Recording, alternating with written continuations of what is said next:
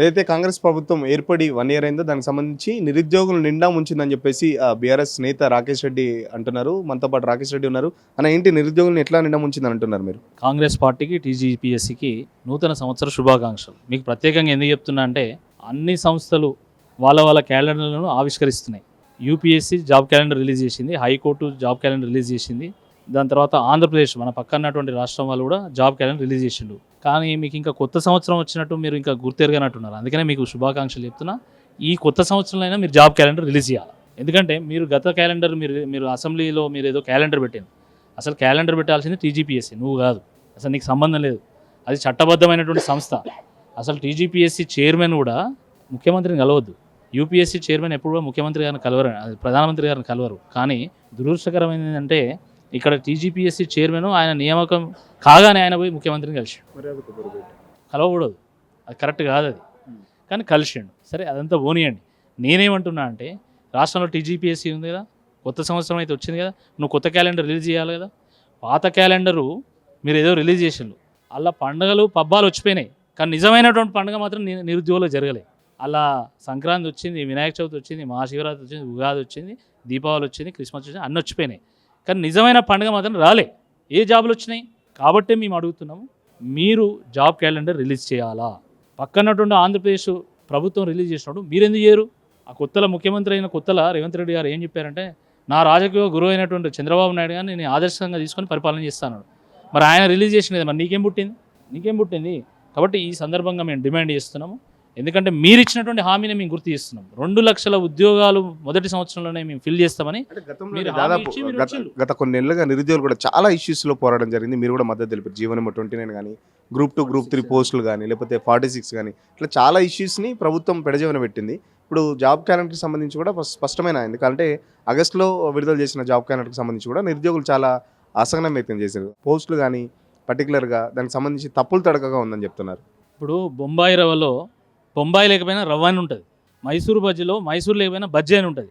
కానీ వీళ్ళు ఇచ్చినటువంటి జాబ్ క్యాలెండర్లో జాబ్ లేదు, క్యాలెండర్ లేదు. క్యాలెండర్ అంటే మంత్ ఉండాలా, దానికి డేట్ ఉండాలా. జాబ్ క్యాలెండర్ అంటే మంత్ డేట్తో సహా జాబ్స్ ఎప్పుడు ఇస్తారు, నోటిఫికేషన్ ఏంది, పరీక్ష ఏంది, ఫలితం ఏంది, నియామక పత్రం ఏంది, అది చెప్పాలి. కానీ ఇది ఏది లేనటువంటిది ఒకటి రిలీజ్ చేసి ఇది జాబ్ క్యాలెండర్ అంటే, అది పుట్నాలు కట్టడానికి కూడా పనిచేయదు. ఆ క్యాలెండర్ పుట్నాలు కట్టుకోవడానికి కూడా పనిచేయదు. ఓ టిష్యూ పేపర్ లాంటిది ఆ జాబ్ క్యాలెండర్. సరే, ఏదంటే ఏమనుకోండి, నా మీద కేసు పెడతారు కావచ్చు ఇది మాట్లాడితే, కానీ పెట్టండి, ఐఎమ్ రెడీ ఫర్ ఇట్.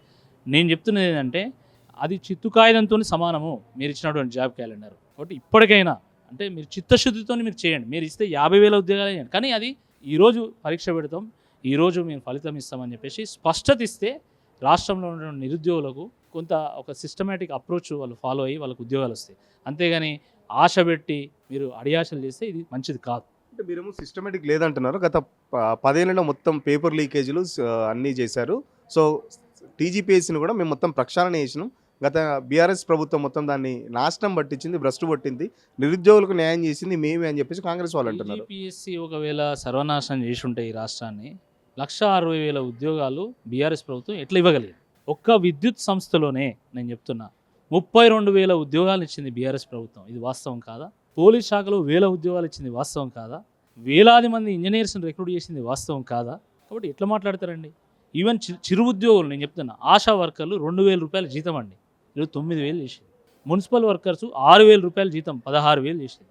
గ్రామ పంచాయతీ సిబ్బందికి 3,000 ఎంతో ఉండే, ఈరోజు 9,000 చేంజ్ వస్తున్నది. కాబట్టి బీఆర్ఎస్ ప్రభుత్వం ఏం చేయలే, దాన్ని చాలా సక్సెస్ఫుల్గా ప్రజల్లో తీసుకువెళ్ళింది. కాబట్టి సరే, మీకు అవకాశం ఇచ్చాను. ఒకవేళ బీఆర్ఎస్ ప్రభుత్వం నిజంగా ఏం చేయలేదని అనుకుందాం, ఓకే, ఫర్ ఎగ్జాంపుల్. మరి మీరేం చేసిండ్రు? మీరు ఇప్పటివరకు వచ్చి పొడిచింది ఏంది? మీరు ఎన్ని ఉద్యోగాలు ఇచ్చిండ్రు?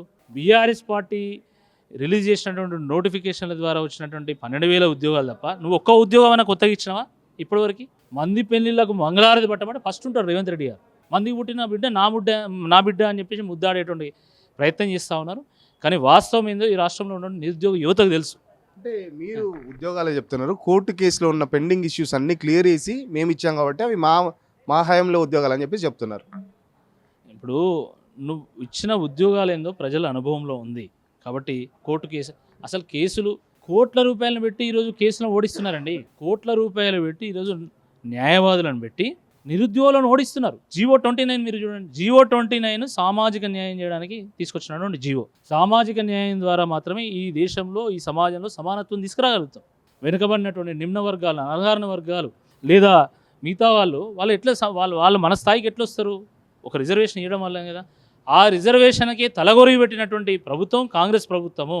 దాంట్లో మాకు అన్యాయం జరిగిందని చెప్పి BC SC ST అభ్యర్థులు కోర్టు పోతే ఆ కోర్టులో కోట్ల రూపాయలు పెట్టి మీరు న్యాయవాదులను పెట్టి ఓడించింది వాస్తవం కాదని నేను అడుగుతున్నా. GO46 విషయంలో కూడా మీరు ఆ GO46 అభ్యర్థులందరినీ ఈరోజు రోడ్డు పాలు చేసింది వాస్తవం కదా. కోట్ల రూపాయలు ఖర్చు పెట్టి న్యాయవాదులను పెట్టింది వాస్తవం కాదా?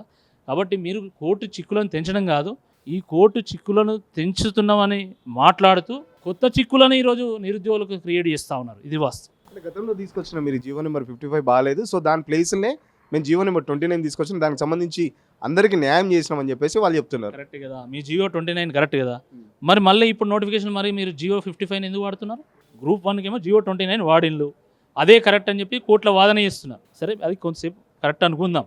మరి ఇప్పుడు కొత్తగా ఇచ్చే నోటిఫికేషన్స్లో అన్నింటిలో మరి GO29 వాడలేదు, మరి GO55 ఎందుకు వాడుతున్నారా? మీకు తెలుసు GO29 కరెక్ట్ కాదని. కాకపోతే ఫాల్స్ ప్రెస్టీజ్కి పోయి ఈరోజు SC ST BC అభ్యర్థులకు ఇది అన్యాయం చేస్తున్నారు. కాబట్టి ఒక ప్రభుత్వం అన్నప్పుడు ఫాల్స్ ప్రెస్టీజ్ పోవాల్సినటువంటి అవసరం లేదు. కొన్నిసార్లు తప్పు జరుగుతుంది, తప్పును ఒప్పుకొని దాన్ని సరి చేసుకోవాలి తప్ప ఆ తప్పే ఒప్పన్న విధంగా మీరు ప్రవర్తించడం వల్ల అనవసరంగా ఈరోజు అభ్యర్థులకు నష్టం జరుగుతుంది. అని దాన్ని సరి చేయాల్సిందే. ఈ సందర్భంగా మేము డిమాండ్ చేస్తాం. కాంగ్రెస్ అగ్రనేత రాజ్యాంగం పట్టుకొని తిరుగుతాడు, రాజ్యాంగం రిజర్వేషన్ చెప్పేసి దేశం మొత్తం తిరుగుతాడు. ఇక్కడ ఏమో రేవంత్ రెడ్డి నిరుద్యోగులకు సంబంధించి మొత్తం తుంగలోకి దొక్కుతున్న పరిస్థితి. ఎట్లా వస్తున్నారు మీరు?